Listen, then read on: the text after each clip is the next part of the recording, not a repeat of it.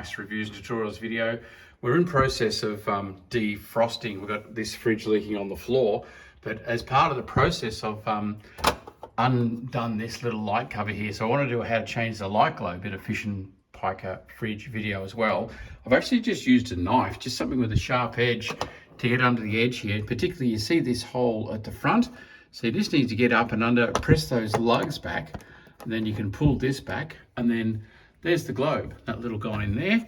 You grab him and pull him out, and that's the globe that you need to have before you go and pull yours out. And with these little globes, it's important you don't get fingerprints on them. So when you put it back, grab a tissue or glove or something to put it in, so don't put fingerprints on the globe, or put him back in and then give it a wipe. It's just 2 pins.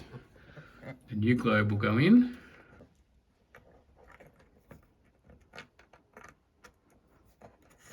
Just like that.